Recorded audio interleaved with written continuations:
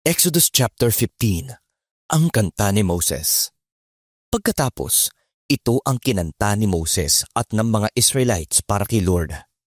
Kakantahan ko si Lord dahil sa dakila niyang tagumpay. Sa dagat ay inihagis niya ang mga kaaway, pati ang mga kabayong sinasakyan. Si Lord ang defender ko't lakas. Sa akin, siya ang nagligtas. Siya ang Diyos ko at siya'y pupurihin. Ang Diyos ng tatay ko, siya'y kakantahan at dadakilain. Si Lord ay isang warrior. Ang ngalan niya ay Lord. Mga kawal at karwahe ng hari ng Egypt sa dagat ay tinapon. At ang mga piniling officers sa Red Sea ay nilamon. Malalim na dagat, sila'y tinabunan. Parang batong lumubog doon sa kalaliman. Nakakabilib ang power ng kanang kamay mo, Lord. Yang kanang kamay mo sa kaaway dumurog. Sa dakilang tagumpay mo, mga kalaban tinalo.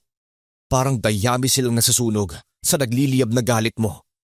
Hinipan mo ang dagat at tumaas ang tubig. Tulad ng isang pader, tumayo ng tuwid. At sa pusod ng dagat, tumigas ang pinakailalim. Sinabi ng kalaban, hahabulin ko sila at aabutan. Mga kayamanan nila'y aking hahatiin. At lahat ng gusto ko, aking kukunin. Espada ko'y bubunutin at sila'y wawasakin. Pero isang hinga mo lang, Lord. Ang mga Egyptians ay nalunod.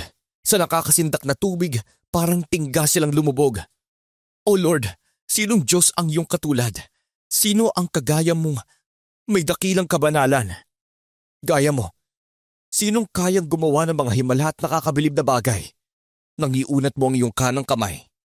Nilamon ng lupa ang mga kaaway. Sa wagas na pag-ibig, ginaid ang tinubos mong bayan. Gamit ang lakas, nilid mo sila papunta sa lupang banal. Narinig ito ng maraming bansa at nanginig sila sa takot. Sa sindak, ang mga Philistines ay nabalot. Nagpanik ang mga leaders ng Edom. Nilamon sa takot, mga leaders ng Moab. At ang lahat ng mga taga-Kanaan, nawalan ng lakas ng loob. Ang naramdaman nila'y sindak at takot. Ang lakas mo, O Lord, ay kanilang nakita. At sa takot, parang bato silang hindi makagalaw. Hanggang ang iyong bayan ay makadaan. Hanggang makalaya ang tinubos mong bayan. Dadalhin at papatirahin mo sila sa iyong bundok. Sa pinili mong lugar, O Lord. Para maging bahay mo sa sanctuary na ikaw, O Lord, ang mismong nagtayo. Maghahari si Lord forever and ever. Ang kanta ni Miriam. Tumawid ang mga Israelites sa tuyong lupa sa gitna ng dagat. Tapos, nung hinabol ng mga karwahe at kawal ng hari ang mga Israelites, binalik ni Lord ang tubig ng dagat at tinabunan ang mga kawal. Pagkatapos, kumuha ng tamburin si Miriam, isang babaeng prophet na kapatid ni Aaron. Sumunod sa kanya ang lahat ng mga babae na tumutugtog din ng mga tamburin at nagsasayaw. Kumanta si Miriam sa kanila. Ito ang kanta niya. Awitan si Lord dahil sa kanyang dakilang tagumpay. Tinapon sa dagat, mga kabayo't kawal ng kaaway. Ginawang matamis ang mapait na tubig. Nilid ni Moses ang mga Israelites mula sa Red Sea, papunta sa desert ng Shur. 3 araw na silang naglalakbay, pero wala silang makitang tubig na maiinom. Tapos, nakarating sila sa Mara. Pero, napakapait ng tubig doon, kaya hindi nila mainom. Kaya tinawag nila itong batis na mapait. Nagreklamo ang mga Israelites kay Moses at nagtanong, ano ngayon ang iinumin namin? Humingi ng tulong si Moses kay Lord at pinakita ni Lord ang isang pirasong kahoy sa kanya. Hinagis ito ni Moses sa tubig at naging matamis na inumin ang tubig.